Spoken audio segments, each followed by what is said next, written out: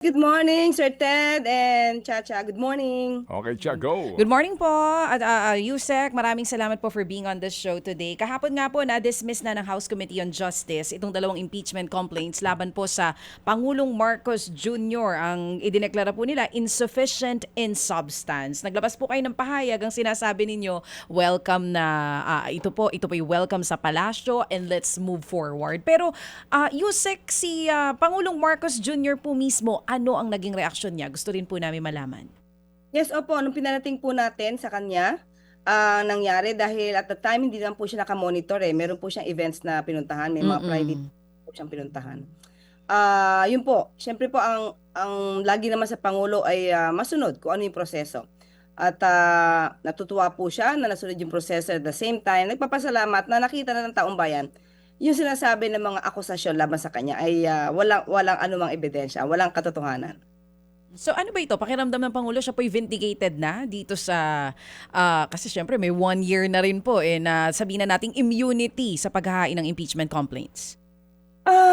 Hindi ko masasabing vindicated kasi alam naman niya sa sarili niya na hindi magpo-prosper yon on his part. Alam niya na wala naman siyang ginawang anumang impeachable offense. So, siguro mas maganda na rin na itong mga issue na to ay nabigyang liwanag sa pamamagitan ng nangyaring hearing sa Committee on Justice. At naliwanagan na rin yung mga tao na mga gawa-gawang kwento ito sa kanya. Oo, kasi isa sa mga paratang na binabanggit po doon sa impeachment complaint, yung BBM parametric formula. Isa po yan sa mabibigat na alegasyon sa Pangulong Marcos Jr. After po ng decision kahapon, pagkaalam ng Pangulong Marcos, meron po ba siyang instruction agad sa kanyang mga gabinete na may kinalaman po dito sa desisyong ito? No, even before, sabi niya, ngayon ang tutok niya talaga, mga usaping ekonomiya, usapin na makakaangat talaga sa buhay ng bawat Pilipino. Yun talaga yung kanyang mensahe sa amin, even before, bago pa man yan nangyari. Ang gusto ng Pangulo, nung nagkaroon kami ng meeting with the economic team, tutukan na natin ang ekonomiya ngayon. Mas ngayon dapat umangat yung buhay ng bawat tao. Hindi lagi nyo naman po yan sinasabi, no? Na kumbaga ang Pangulo, kahit no may mga umuugong na may maghahain ng impeachment complaint, siya po ay nakatutok lang doon po sa kanyang trabaho. Pero puntahan ko lang po yung sinabi nyo nitong nakaraan na wala talagang merito itong mga reklamo mula pa noong umpisa. Ito'y hearsay, gawa-gawa lamang. Pero para sa inyo, Attorney Claire, ano talaga yung pinakamalinaw na dahilan kung bakit hindi po lumusot itong dalawang impeachment complaints? Wala talagang basihan eh. Sabi nga ng karamihan dyan, nasa dyaryo, nasa news, speculations, conclusion na ginagawa nila na walang factual basis. So maliwanag naman po eh. At hindi naman po talaga yun na anumang offense dyan ay wala pong nalabag ang Pangulo. At wala po talagang betrayal of public trust na masasabi labas sa Pangulo. So for you po, talaga opinion nyo dyan, Attorney Claire, wala talagang basihan. Hindi ba dahil kasi yung karamihan sa mga kasamahan po natin sa Kamara ay syempre maka-BBM pa rin sa ngayon. Hindi ba yun ang dahilan, Attorney Claire? Hindi eh. Ang maraming bumoto dyan na hindi sila supporter ng BBM. Iba nga daw yung binoto nila. Pero base lang sila kung ano yung nakikita nila, base lamang sila sa facts, base lamang sila sa merito. So, tingin naman natin kasi ang mga mambabatas kapag naman talagang walang ebidensya, hindi naman sila gagawa. Gawa lang na anumang kwento para lang mailubog ang Pangulo.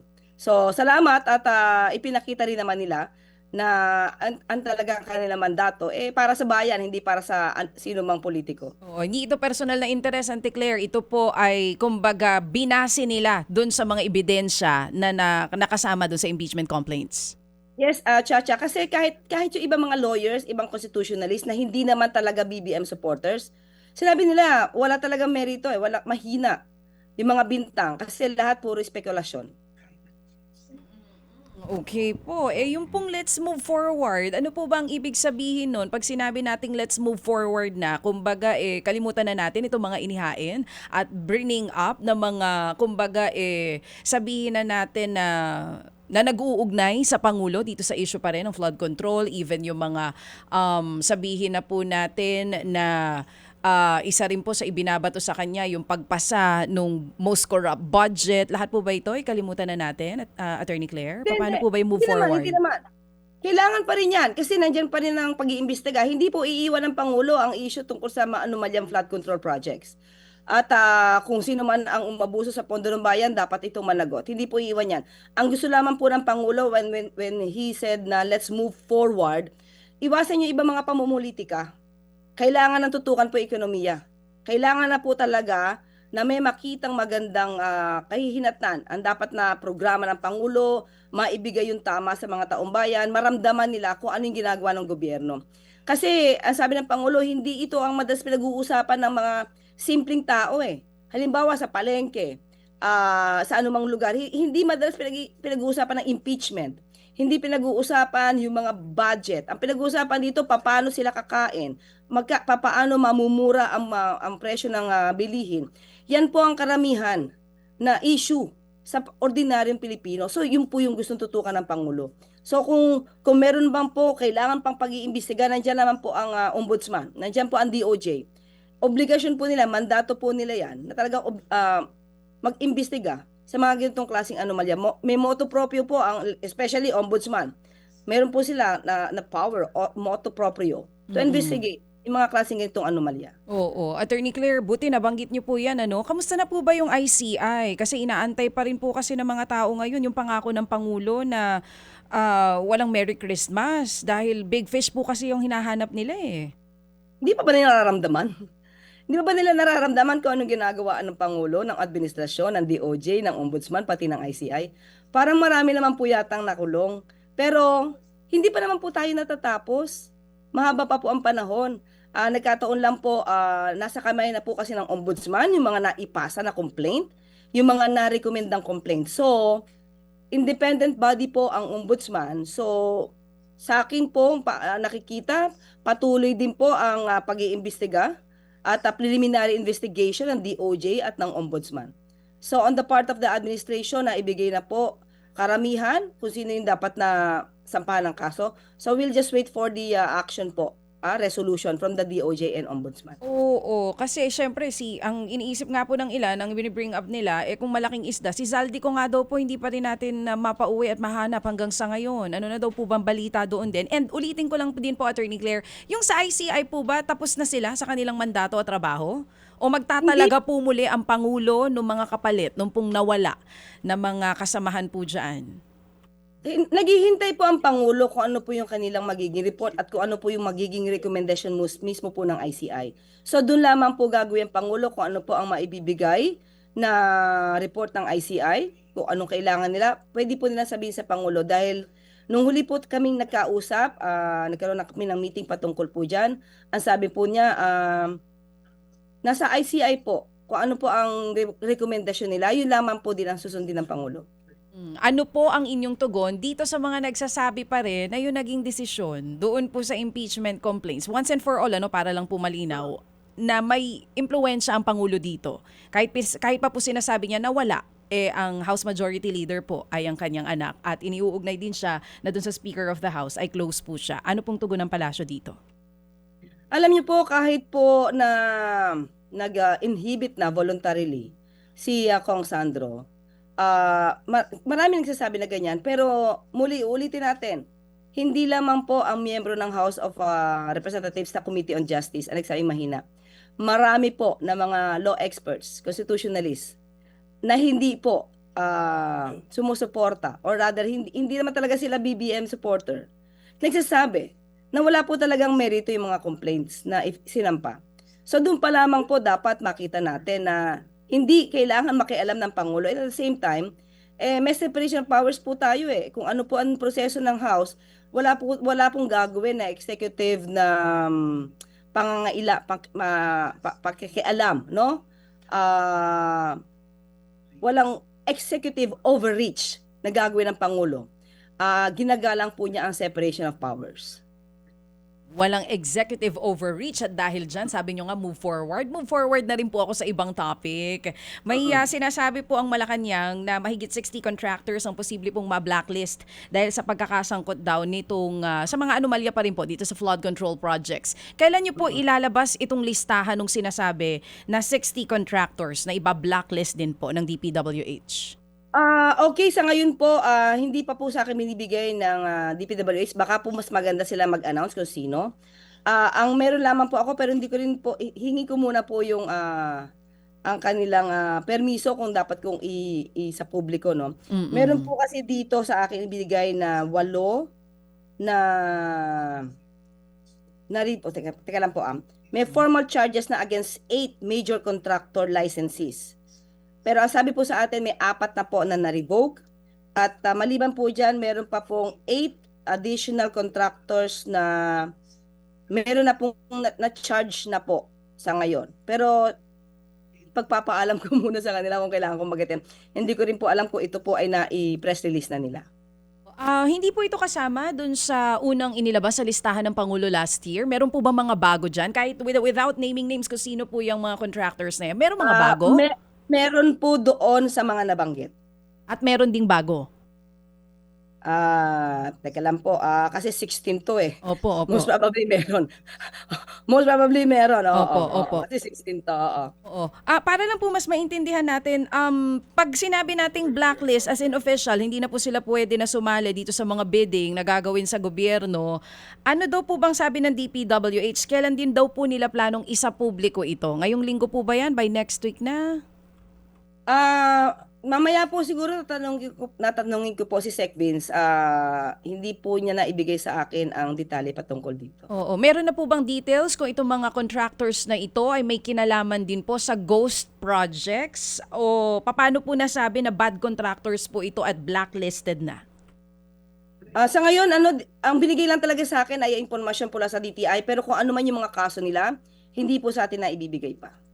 Sige po, mag-aantabay po kami dun sa iba pang update dito nga po sa 16 contractors, 60 contractors sa posibleng ma-blacklist nga po Oo. ng 60 contractors na binanggit ng DPWH, 60 naman from the DTI. Oo, ayun, malinaw po at least. Ako po last na lang bago ko ibato ito kay Manong Ted. Attorney Claire, meron po bang reaksyon ang Pangulong Marcos Jr. tungkol po doon sa medyo mukhang may pagpapalit or kudeta, liderato doon po sa Senado? Hindi po at sabi nga po natin ayaw ng executive overreach, no? So kung ano po ang mangyayari sa Senado, decision po nila 'yan. Nakita na po ba ng Pangulo yung kumalat na draft report daw po ng Senate Blue Ribbon Committee? Wala pong nabanggit sa atin. Wala pong nakarating. Opo. Attorney, yung sa ICI po, paano makapag-function sila ngayon? Isa na lang po nakaupo dun sa commission. Again, hindi ho ba ito napag-uusapan ng Presidente kung siya ba ay mag-a-appoint o they will just have to cease to exist? Hindi po, Sir Ted, no? Ang kailangan lang po nila siguro po ay magbigay muna ng ano po ang update, ano pong kailangan nila, at doon naman po gagawin ang Pangulo kung ano po yung magiging recommendation mismo ng ICI. Okay, under Section 10 of this particular executive order, ano po, ang binabanggit po dito, no? The ICI shall be rendered factus officio upon the accomplishment of the purposes for which it was created or unless sooner dissolved by the President. So, mangyari kaya ito? Kasi nga, dalawa na po yung nag-resign, wala pang bagong appointment, paano po? Kaya nga po, hihintayin lang po ng Pangulo kung ano po yung magiging report ng ICI. Kung kailangan pa po nila magpatuloy, sabihin lang po nila sa Pangulo. Okay. Kung kinakailangan nila ng another budget, sabihin lang po nila sa Pangulo. Yun lang po ang hinihintay ng Pangulo. Okay, so meaning kung sila po ay mag-recommenda pa na mag-appoint ng dalawa pang panibago kapalit nung nag-resign? Yes po. Kung ano po Okay. yung i-recommend nila, pakikinggan po ng Pangulo. Okay. Ito pong sinasabi po ng mga OIC sa Executive Secretary's Office, Finance, Public Works, DOJ, Budget, Environment, TOTR, at maging sa inyo pong tanggapan dyan, kailan po mag-a-appoint ng permanenteng presidente? Nung nakausap ko po ang Pangulo, sabi po niya ay magbibigay naman po siya ng listahan para sa Commission on Appointments. So, hinihintay lamang po namin. Nabanggit na po namin yung issue na po na yan sa kanya. Opo. When will that happen ho kaya? Kasi ang mga senador din po nagsasabi nga na hindi pa pwede na magtagal yung mga OIC kasi kinakailangan talaga po ng paspas ng CA. Hintayin lang po natin. Kasi po last week nung na-issue po ito ay nabanggit na po natin sa kanya. Okay. And then, ma'am, yung pong sinasabi din po sa ngayon, na kahalagahan na maging transparent ng presidente po sa kanyang karamdaman. Kumusta ho ba siya? Meron po siyang event ngayon. Makakasama po ang mga taga-media. So makikita din po nila na okay naman po ang Pangulo. Opo. Ito hong event, ma'am, ay sa palasyo lang po ba ito o sa labas Hindi na po? po. Sa labas po. Sa labas po. Opo. Mm. Ito ho ba ito ba ang kanyang unang paglabas ngayon Yes po. sa palasyo? Yes po. Oo, yes po. Pero kahapon meron din po siyang pinuntahan pero within the vicinity lang po ng Malacanang. Okay. With the Mm. PSG po. Mm. Pero bukas mamaya po yung talaga makakasama niya yung taga-media. Alright. Ma'am, ano po ang reaksyon ng Presidente dito po ngayon sa world war na nangyayari dito po sa ating mga opisyal and of course, ito hong Chinese Embassy spokesperson? Okay po nung tinanong ko po siya kasi medyo uminit po yung usapin tungkol sa pagdedeklara ng persona non grata. Mm. Ang sabi niya po mismo sa akin, huwag ko lang patapusin yung question at sabihin kong no. Yun po. So hindi po issue sa pangulo kung madedeklara ng persona non grata, hindi po. So kung meron pa nagkakaroon ng debate sa mga senador at sa ibang mga mambabatas natin, yan po naman ay kalayaan nila kung ipahayag kung ano po yung nasa sa loob nila. Pero firm naman din po ang Pangulo sa posisyon natin, no, ng administrasyon. Ipaglalaban natin kung anong karapatan ng Pilipinas, anong interes ng Pilipinas sa West Philippine Sea. Ipaglalaban natin at sabi nga niya, not even an inch should be surrendered to a foreign powers. So, pero ito po, ang pakikipaglaban po natin, matatag, matibay, pero diplomatic po. May kasamang diplomasya. Okay. And with that po, ma'am, nakipagpulong na ho ba ang Presidente sa DFA Secretary to perhaps pacify the issue? Nagkausap naman po sila at nagbigay na rin po ng pahayag ang DFA na yun pa rin po, bilin ng Pangulo ay gamitin po diplomasya, lalo na pagkatungkol sa yung bilateral issues with the China. Okay. And sa ngayon po itong ating ASEAN Summit, may mga concerns po ba ang Presidente? Ano ho ang kanyang panawagan po sa ating lahat? Sa atin po, sa ngayon po, talaga nagpe-prepare po. Nagkaroon po kami ng meeting ito lang nakaraang pong Lunes. Mhm. At piniprepare po lahat. At sana po ano din po. Siyempre, kailangan din po natin ng tulong ng bawat isa. Lalo-lalo na pagdating po, let's say, nandiyan na po talaga yung event. Magkakaroon po talaga ng issue tungkol sa traffic. So, ito po ay tutugunan po talaga ng Pangulo. Opo, opo. Napag-uusapan ba ho dito yung mga protesta na inaasahan natin? Malamang po. Kaya kailangan po talagang paghandaan ito. Ang pakiusap din po natin sa mga kababayan natin, meron po tayong darating ng mga bisita. Ipagmalaki naman po natin yung Pilipinas. Huwag naman po natin sandaanin sa pamumulitika ito. Kasi kailangan natin ipagmalaki sa bansa, sa ibang bansa, na ang Pilipinas ay masarap puntahan, tahimik, at mapagkakatiwalaan. So yun din po yung gusto nating ipakita na ang mga Pilipino ay marespeto. Huwag naman po sanang daanin ito. Katulad ng nangyari sa Cebu, talagang doon pa talaga kailangan magkaroon ng panggugulo para sirain mismo ang administrasyon at ang gobyerno. Huwag naman po sana sa ganitong klaseng panahon. Yan ho ba nangangahulugan po ng pagbabawal sa mga protesta na gusto pong gawin ng iba't ibang grupo dito po sa panahon po ng ASEAN Summit? Hindi po nagbabawal anumang constitutional rights ang Pangulo. Alam po natin yan. Ito po yung pakiusap lamang po.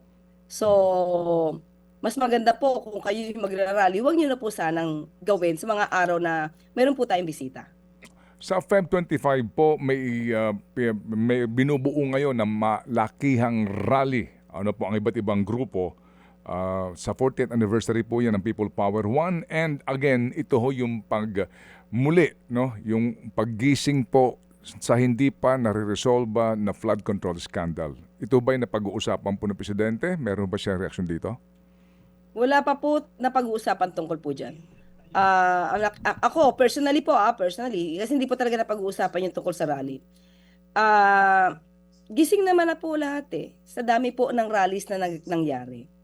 Gising na po. Hindi po natin ipagbabawal o wala pong pagbabawal sa anumang pagrarally. Pero sana makita po nila ng mga ganitong klaseng rally ay nakakaapekto po sa ekonomiya.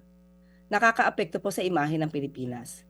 Gising naman po, lalo-lalo na po ang Pangulo ang unang nagpagising. Actually, ang Pangulo ang unang nagpagising sa mga tao, sa mga mambabatas, sa mga public officials na hindi pwede mang-abuso sa pondo ng bayan. So gising naman po siguro lahat. So ang kailangan na lang po ay hayaan natin ang Ombudsman, ang ICI, ang DOJ na magpatuloy sa kanilang pag-iimbestiga.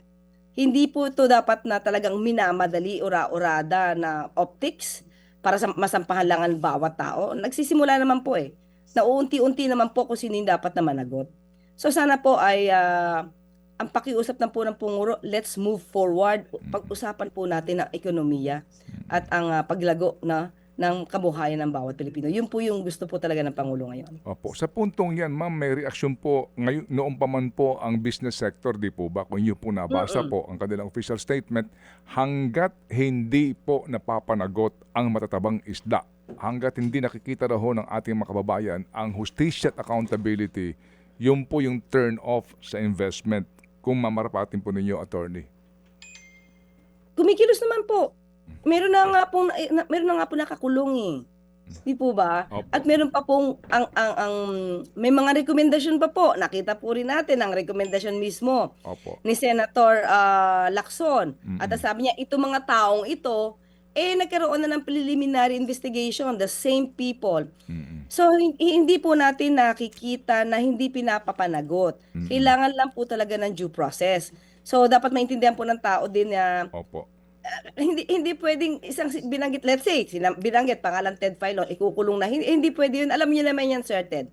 Kailangan ng due process, kailangan di sila madilig.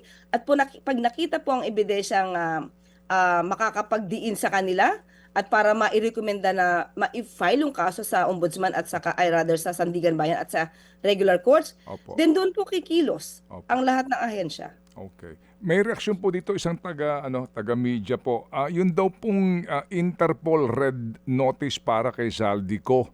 Hanggang ngayon daw po wala pa. Parang dito ho nakakaramdam yung iba na bakit parang mabagal. Nag-apply na po tayo, nag-request na po ang DILG, ang gobyerno sa Interpol. Hindi ko po masasagot kung ano man yung magiging action ng Interpol. Kasi ang request ay ibinigay na po sa kanila. Oo. Kailan po nag-request, attorney? Para lang di malinaw sa mga Last nakikinig year. sa atin. Kasi tama kayo wala naman po sa Malacanang or sa government natin yung paglalabas ng red notice. Pero kailan po nag-apply? Sa pagkakaalam ko parang last year at the time na na-cancel ang passport ni Zaldico. Okay. Kasabay nun. O sige po. At least Oo. ngayon malinaw, last year pa pala Okay. Oo, May nagka-cancel mahabol kang ng tanong, passport. Cha, please. Oo, sige po. Pahabol na tanong na lang. Yusek, Attorney Claire, merong kumakalat na posible daw mapalitan si DOTR Secretary Cristina Frasco. Totoo DOT. Po, DOT Secretary Cristina Frasco. Confirm po ba ito? May lumulutang ng pangalan Opo, sa huli namin pag-uusap po, nung tinanong ko po ito, last Friday. Last Friday yan. Okay. Tinanong ko po yan, pati kasi umiikot din yung mga salita na mapapalitan si Secretary Reposa, Opo. si Secretary Frasco. Ang sabi niya sa atin, wag daw tayo makinig sa chismis. So As hindi of Friday confirmed. yan as of Friday. As of Friday, pero mukhang may rigo doon. Wala po. Wala. Yung huli namin pag-usap, wala pong rigodon. So happy ang Pangulo kahit po pinuputakte si DOT Secretary Cristina Frasco? Sa huli namin pag-uusap po, that Opo. is as of Friday. Okay, sige. As of Friday. So ito lang po para mas klaro, yung mga OIC na mga secretaries ngayon, ang balita po ninyo, magkakaroon ng permanent appointment either yung nakaupong OIC o may mga ilalagay sa pwesto na bago. Sa ngayon, Sir Ted, kung titignan natin sa salita ng Pangulo na walang rigodon, so most probably, kung yun ang pagbabasihan natin, walang papalitan. So itong mga OIC, sila ang i-recommenda sa CA? Yes, sa pagkakasabi niya na walang rigodon.